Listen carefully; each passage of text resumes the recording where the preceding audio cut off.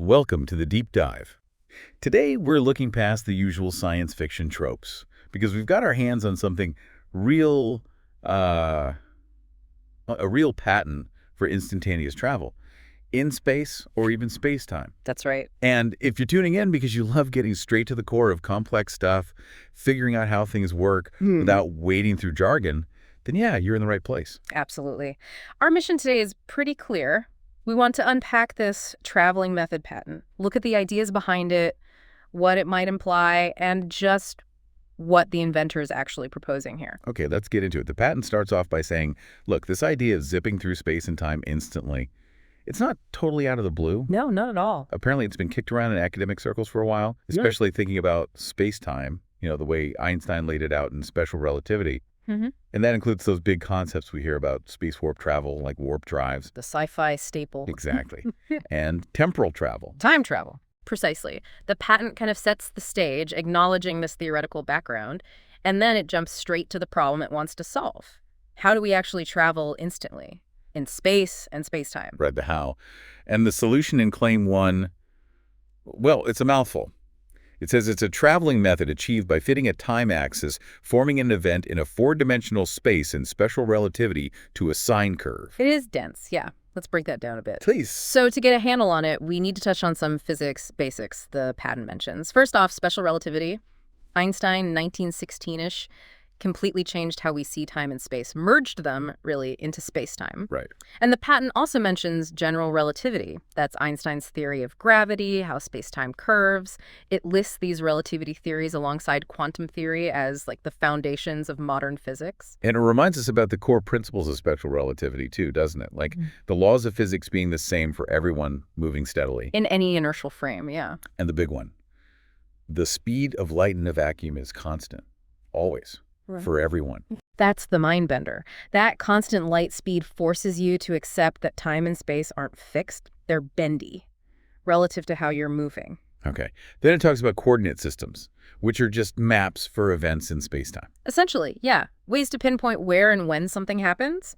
And general relativity uses these, specifically Einstein's field equations, to describe how mass and energy warp that space-time map, creating gravity. Got it. And four-dimensional space. That's the three space dimensions we know, x, y, z plus time. Correct. Time is the fourth dimension. And then it brings in sine curves. Yes, sine curves. Y equals sin x, those wavy lines from math class. Exactly. Basic trig functions, you plug in an angle x, you get a value y that maps out this vibrating wave. So how does a simple math wave connect to traveling instantly through space-time? That seems like a huge leap. Well, that's the central puzzle of Claim 1, isn't it? Yeah. The patent doesn't spell out the nuts and bolts right away, but it introduces these sine curves as potentially a way to shape or model the time dimension within that four-dimensional framework. Shape the time dimension.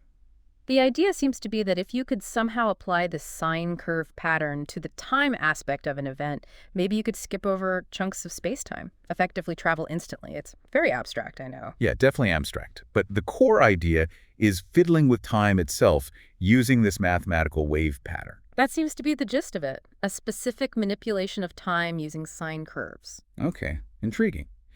Now, the patent also talks quite a bit about space warp travel, warp drive.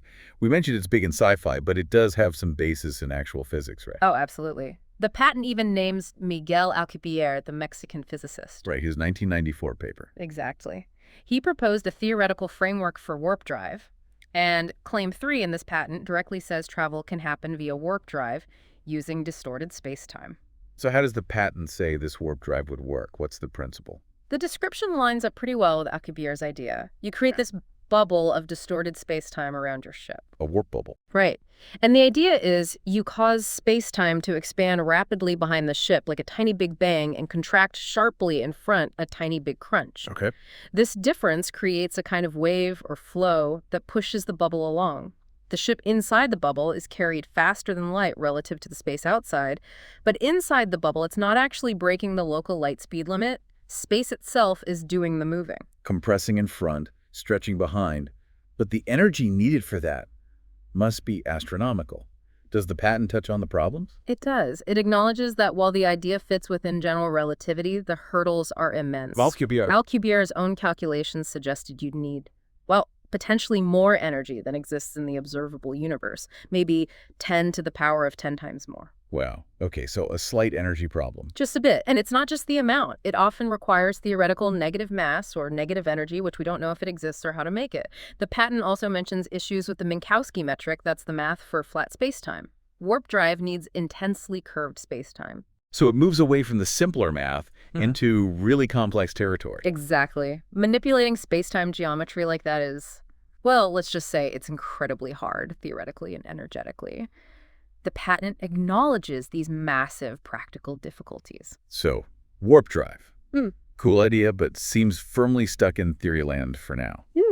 What about the other side of the coin, time travel? The patent tackles that too. It does. Claim 6. It suggests travel is possible both forwards and backwards in time within a closed time loop, and it references Kurt Gödel. Gödel, Einstein's colleague at Princeton, right?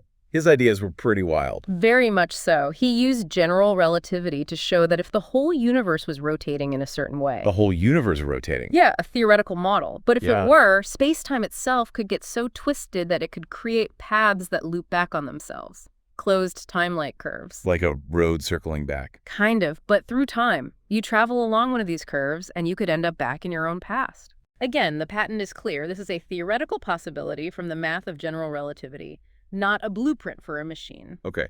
And the patent throws in some other related time travel concepts too, like the Rip Van Winkle effect. Ah, yes. That's just future time travel via speed.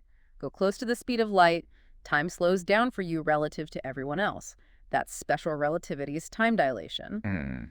The patent notes this is, relatively speaking, easier than going backwards. Easier, but still requires near light speed. Then there's the classic grandfather paradox. Can't talk about past time travel without it. If you go back and stop your grandfather from meeting your grandmother, do you blink out of existence? It's a huge conceptual problem. Right. The patent acknowledges that paradox. It does, and it mentions Gödel himself concluded that, mathematically at least, general relativity allows for past time travel under conditions like his rotating universe model. What about wormholes, cosmic strings? They get a mention too. Briefly, yes. Wormholes, or Einstein-Rosen bridges, are theoretical shortcuts through spacetime. Could connect distant places, or maybe even different times. Kip Thorne's work is cited. Okay. Cosmic strings are different hypothetical defects left over from the early universe.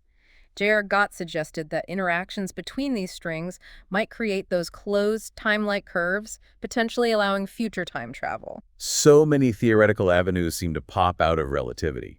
But the patent also mentions something to counter this, the chronology protection conjecture. Right. That's Stephen Hawking's idea, mainly. It suggests maybe the laws of physics themselves, perhaps quantum effects, conspire to prevent travel into the past, stopping paradoxes before they start, like a cosmic sensor. Interesting, a self-correcting universe. Perhaps. The patent also gives a nod to Dr. Ronald Mallett's theoretical work, using lasers to potentially create gravity fields for future time travel. Okay, so we've covered a lot of heavy physics concepts referenced in the patent. Yeah. Relativity, warp drives, time loops. But then it pivots somewhere completely unexpected. It really does. It starts talking about Buddhist teachings and this idea of a reverse side universe.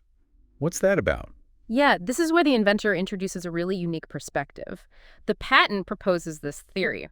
Quote, all universes are formed of two structures, the front and reverse sides. Front and reverse. The front side is our universe, the one we observe, the one governed by the physics we know, built up by energy and work as we understand it. Okay, our reality and the reverse side. This, according to the patent, is fundamentally different. It's governed by sine curves. Sine curves again, back to claim 1. Exactly.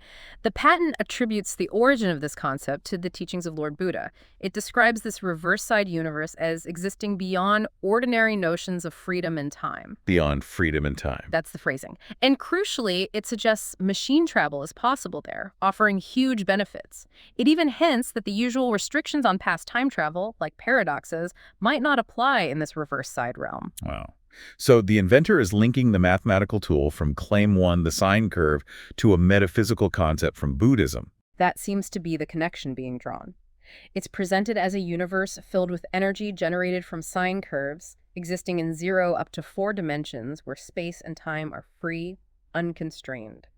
And it equates this with Buddhist ideas like emptiness, nothing, creation. Yes, those terms are used. It's described as a state beyond fear, beyond death, where harnessing this sine curve energy could lead to, quote, dramatic development. And the inventor genuinely believes this aligns with Einstein's physics. The patent explicitly states the inventor sees these Buddhist descriptions as consistent with Einstein's theory.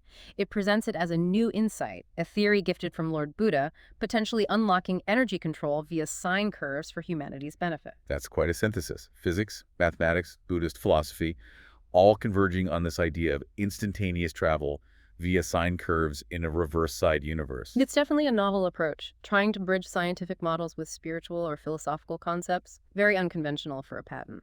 Absolutely. And after laying out all this incredibly theoretical groundwork relativity, warp drives, time paradoxes, reverse-side universes controlled by sine curves, the patent just ends by claiming industrial applicability. It does, standard patent language perhaps, but bold nonetheless. Given everything we've discussed, the immense theoretical gaps, the energy problems, the philosophical leaps, what could industrial applicability even mean here? Does the patent offer any hints? Not really, no specifics, but including that phrase signals the inventor's belief, however long-term, that these ideas aren't just theoretical curiosities, that understanding and maybe harnessing these sine curve principles could eventually lead to practical technology. It's an assertion of potential. Well, this has certainly been a deep dive, maybe one of the deepest. We've gone from Einstein's relativity through warp drive theories and time travel paradoxes, all the way to Buddhist cosmology and sine curves, all packed into one patent application. It really throws into sharp relief just how much we humans are driven to understand space and time, doesn't it? And how we draw on everything from hard math to ancient wisdom in that quest to maybe, just maybe, overcome limitations. Yeah.